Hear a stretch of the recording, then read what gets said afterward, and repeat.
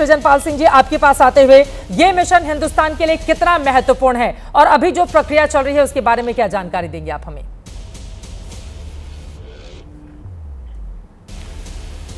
नमस्कार। जो ये मिशन हम कर रहे हैं एक्सियम 4 का, जो अभी हम डॉकिंग की एक्टिविटी ख़त्म कर चुके हैं और हम बस वेट कर रहे हैं कि शुभांशु शुक्ला जी और उनके बाकी 3 एस्ट्रोनॉट्स इंटरनेशनल स्पेस स्टेशन में दाखिल हों।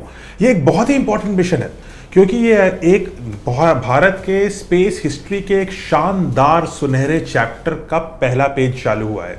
क्योंकि जैसा हम लोग बार बार कर चुके हैं कि ये एक मिशन है, सिर्फ एक तरह का प्रीकर्सर मिशन है हमारे अपने गगनयान मिशन के लिए। यहाँ हम स्टडी कर रहे हैं कि जो हमारे स्पेस पायलट हैं शुभांशु शुक्ला जी, जो गगनयान मिशन के भी पायलट होंगे या मिशन कमांडर होंगे, वो किस तरीके से कोप करते हैं, उनकी ट्रेनिंग हो रही है, किस प्रकार से ह्यूमन बॉडी के ऊपर इफेक्ट होता है माइक्रोग्रेविटी का, हम उसको एनालाइज कर रहे हैं।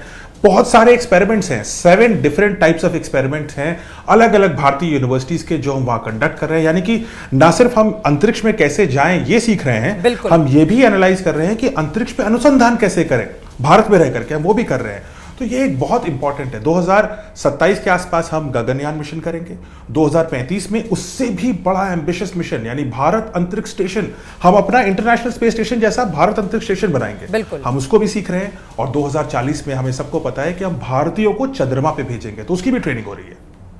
ये ट्रेनिंग का एक ऐसा हिस्सा है जिसके गवाह हम सब बन रहे हैं और आगे गगनयान मिशन की आपने बातचीत की है, उसके बारे में आपसे और समझेंगे। लेकिन जल्दी से सुरेंद्र पाल जी, मैं आपके पास जाऊं। शुभांशु ने जब स्पेसक्राफ्ट से लाइव किया था उस समय उनकी ओर से जो बातें कही गई दर्शकों के लिए वो जानना जरूरी है और हम वो वीडियो भी चलाना चाहेंगे। उन्होंने कहा, नमस्ते फ्रॉम स्पेस, मैं अपने साथी अंतरिक्ष यात्रियों के साथ यहां आकर बहुत ज्यादा उत्साहित हूं।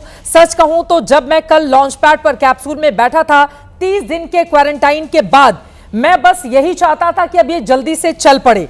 लेकिन जब यात्रा शुरू हुई तो ऐसा लगा कि आपको सीट में पीछे धकेला जा रहा है। ये एक अद्भुत राइड थी और फिर अचानक सब कुछ शांत हो गया। आपने बेल्ट खोली और आप वैक्यूम की शांति में तैर रहे थे। और भी बातें जो उनकी ओर से कही गई हैं वो आप तक पहुंचाएंगे। लेकिन सुरेंद्र पाल जी, हमारे लिए, इसरो के लिए, हिंदुस्तान के लिए ये मिशन कितना महत्वपूर्ण और आप क्या जानकारी देंगे, किस तरह से ये गर्व करने वाला पल आज 41 सालों के बाद हम सबको नसीब हो रहा है?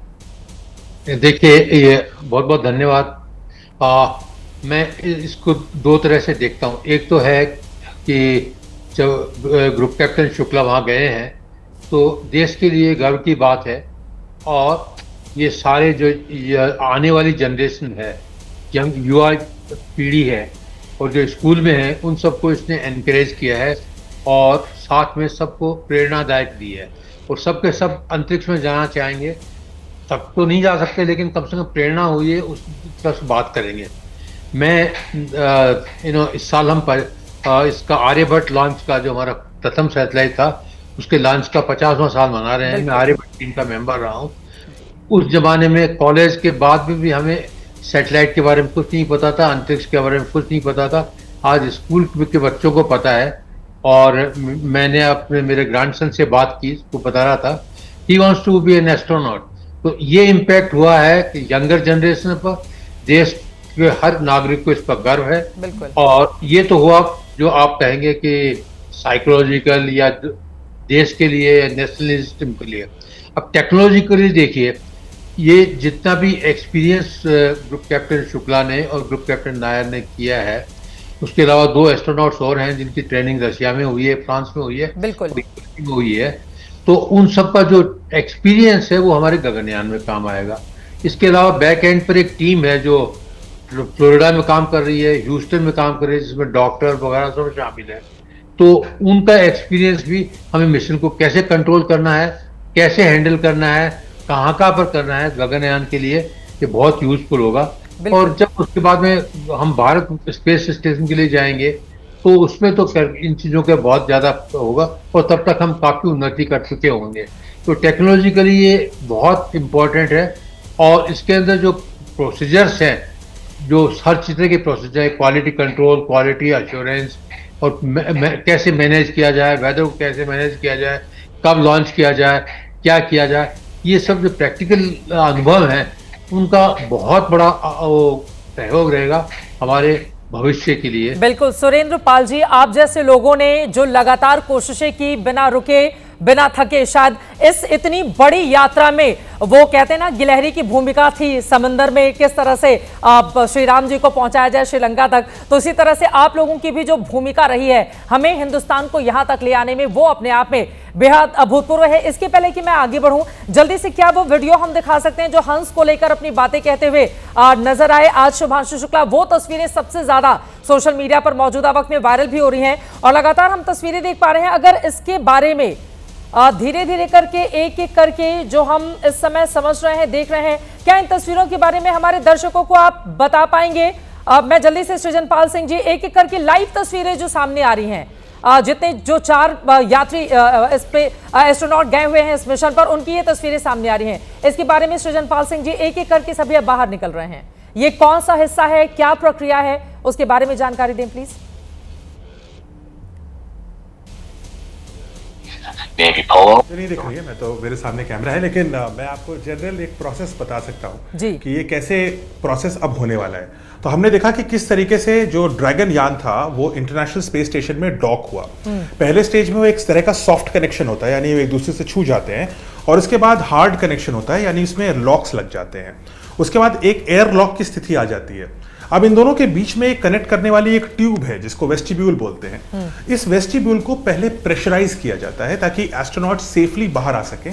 उसके बाद जब ये, अब इस समय प्रेशराइजेशन की प्रक्रिया चल रही थी, जैसे ही प्रेशराइजेशन की प्रक्रिया समाप्त होगी, इंटरनेशनल स्पेस स्टेशन की साइड से गेट खोला जाएगा और उसके बाद ड्रैगन जो कैप्सूल है उसके साइड से गेट खोला जाएगा।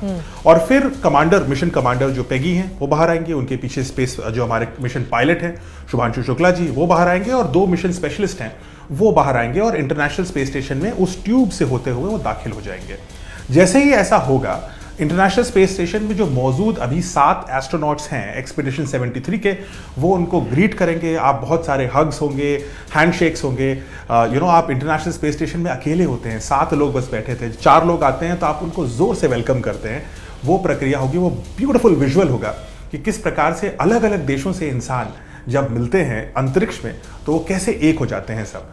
वो दृश्य बहुत ही ब्यूटीफुल होगा और भारत के लिए भी स्पेशली इंपॉर्टेंट होगा, क्योंकि अन्य देशों की तरह हमारे लिए सिर्फ एक अकेलौता मिशन नहीं है, ये एक सीरीज ऑफ मिशन की शुरुआत है। और इसलिए ये इंपॉर्टेंट है, और विशेषकर इंपॉर्टेंट है भारतीय बच्चों के लिए, क्योंकि अगर कोई बच्चा ये देख रहे हैं, बहुत सारे बच्चे आपका टेलीकास्ट देख रहे हैं, आप ही लोग हैं जो भविष्य में एस्ट्रोनॉट ही बनेंगे, आप गगन यात्री बनेंगे, क्योंकि आप इंडियन टेक्नोलॉजी से जाएंगे स्पेस में, इंडियन स्पेस स्टेशन में जाएंगे, भारतीय एस्ट्रोनॉट्स बनेंगे और उनको हम बोलते हैं गगन यात्री। तो कोई भी बच्चा जो देख रहा है, इससे बेहतर समय नहीं है। अगर आपके स्पेस में एम्बिशंस हैं, this is the time to be. बिल्कुल, आप गगन यात्री बनेंगे, हमारे छोटे छोटे नन्हे मुन्ने बच्चे जो इस वक्त हमें देख रहे हैं, सुन रहे हैं, क्योंकि उनके सपनों को एक नई उड़ान दे रही हैं ये तस्वीरें जो इस वक्त हमारे सामने आ रही हैं।